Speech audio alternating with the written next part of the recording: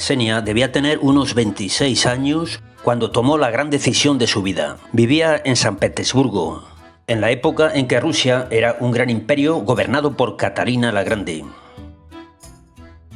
Su marido era coronel del ejército ruso. Se llamaba Andrei Petrov.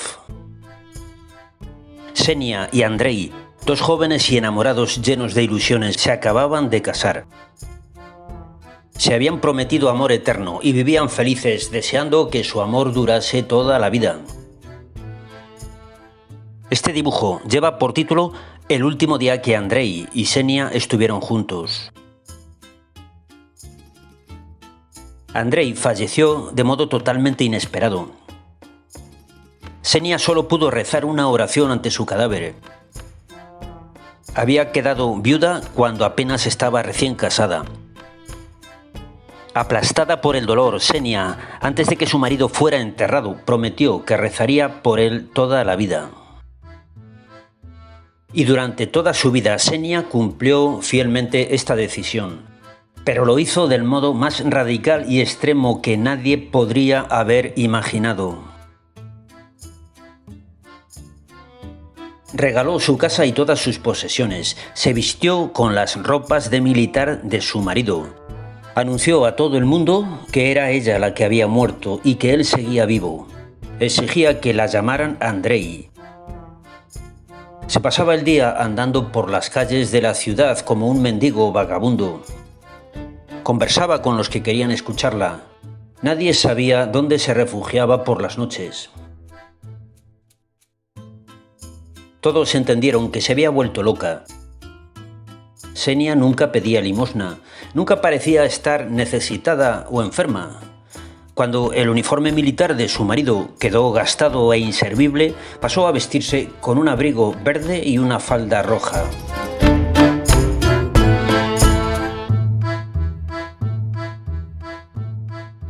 Aunque había quienes aseguraban que Xenia siempre llevaba un abrigo rojo y una falda verde.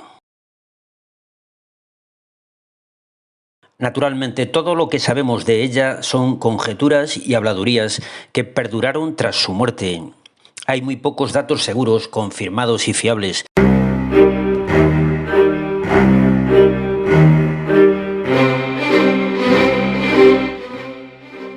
Parece ser que por las noches salía a las afueras de la ciudad y se ponía a rezar. Todos suponían que alguien la protegía. ¿Cómo si no podría una pobre mujer sola en la calle sobrevivir al crudo invierno con sus tormentas, vientos gélidos, lluvia y nieve, barro, hielo y el frío constante e inclemente capaz de congelar el agua del mar? Con el tiempo, todos en la ciudad empezaron a darse cuenta de que Xenia era una loca diferente a los demás locos, mendigos y vagabundos. Los que hablaban con ella comprobaban que daba muy buenos consejos y ayudaba a la gente que necesitaba consuelo. Además, ella misma daba limosnas a ciegos y paralíticos que no tenían a nadie que se preocupara por ellos. Durante mucho tiempo, Xenia se dedicó a conseguir ladrillos para la reconstrucción de la iglesia de Nuestra Señora de Smolensk, la más antigua de San Petersburgo. Dicen que los llevaba por la noche, acarreándolos desde no se sabe dónde. Era como si deseara que la construcción de la iglesia se terminara cuanto antes. La iglesia de Smolensk se encuentra junto al cementerio de la ciudad. Y allí fue donde Xenia fue enterrada cuando murió. Mucha gente acudió a despedirla. Parecía que fuera el entierro de un gran personaje, como si hubiera muerto la mismísima zarina o emperatriz de todas las Rusias. Y después de su muerte, durante muchos años, la gente siguió acudiendo a visitarla en su tumba para rezar allí durante al menos unos breves momentos. Y todavía hoy muchos siguen acudiendo allí, porque Xenia, la loca, no ha sido olvidada. Su locura le sirvió a Dios para hacer grandes a los pequeños y a la gente sencilla y a los pobres, y también le sirvió para hacer pensar un poco a los sabios de este mundo. No sabemos lo que Xenia le decía a Dios cuando rezaba. Tampoco sabemos lo que Dios le decía a ella.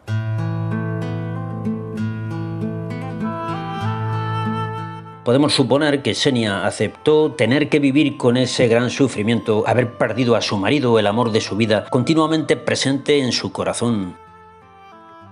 Es posible que Xenia comprendiera que ese sufrimiento podía ofrecerlo a Dios como un sacrificio de gran valor. En realidad es lo único que ella podía ofrecer a Dios porque no tenía otra cosa, el inmenso dolor de su alma.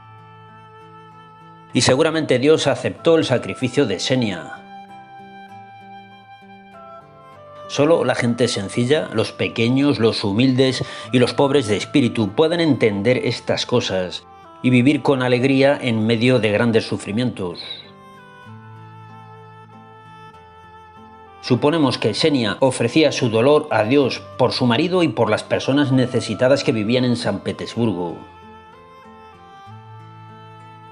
Todos los dibujos y pinturas que salen en este vídeo son obra del artista ruso Alexander Prostev. Los realizó durante el año 1991, cuando tenía 31 años, poco después de haber sido bautizado en la Iglesia Ortodoxa rusa. En la Iglesia Ortodoxa rusa del siglo XVIII existía ya una tradición religiosa que venía de tiempo atrás y se conocía con el nombre de los locos de Dios.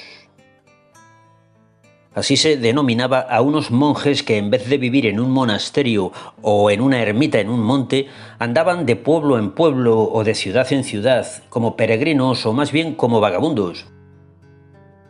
Eran gente que había decidido entregar su vida a Dios de esa manera, dedicados a rezar continuamente y a dar consejo espiritual al que se lo pidiera.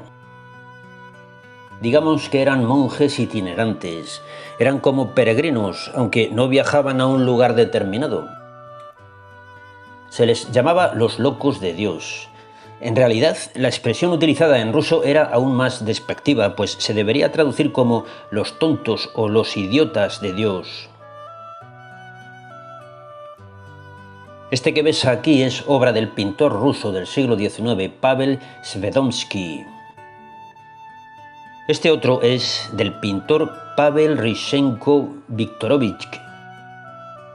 De este artista ya hemos hablado en algún otro vídeo hace tiempo. Este pintor falleció el año 2014, cuando apenas tenía unos 40 y pocos años.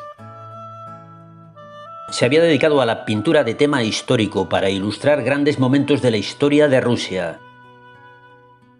Se especializó en la representación de escenas de guerra. Si comparamos una pintura de Alexander Prostev, por ejemplo esta, con una de las pinturas de Pavel Rishenko, como esta que ves aquí, encontraremos interesantes diferencias que tienen que ver con la intención expresiva de cada uno. En las pinturas de Alexander Prostev, el dibujo de los elementos que forman parte de la composición está realizado de un modo muy preciso y detallado. La línea que perfila cada figura está trazada de modo claro, seguro y continuo. Además, los colores respetan todas las líneas del dibujo. Son colores claros y muy bien matizados, evitando los contrastes fuertes. El resultado es armonioso y transmite paz y tranquilidad, relajación y sosiego. Por el contrario, en las pinturas de Pavel Rishenko-Viktorovich, las líneas del dibujo han desaparecido, sepultadas por las enérgicas pinceladas de colores muy vivos e intensos. La sensación que transmite esta obra es de fuerte agitación y tensión. En fin, vamos a terminar. Que si el arte es un lenguaje maquillado. Volveremos el próximo domingo. Mientras tanto, puedes echar un vistazo a los vídeos antiguos que tienes en este canal. Hay muchos y muy variados. Y te recuerdo que sigue disponible el libro que publiqué el año pasado con una selección de los mejores vídeos del canal. Se titula El arte que viene. Ahí abajo tienes un enlace para conseguirlo. Para que subas o bajes o descanses o trabajes. Y nada más por hoy, amigos. No te olvides de poner un me gusta y escribir algún comentario o sugerencia o petición especial para los próximos vídeos de algún tema que te interese. Y suscribirte, por supuesto. Y si ya estás suscrito, a lo mejor te puedes plantear apoyar este canal en mi página de Patreon desde $1 al mes. Hasta el próximo vídeo. Adiós. Es un lento aprendizaje, es alabanza o ultraje, observación o espionaje, corto o largometraje.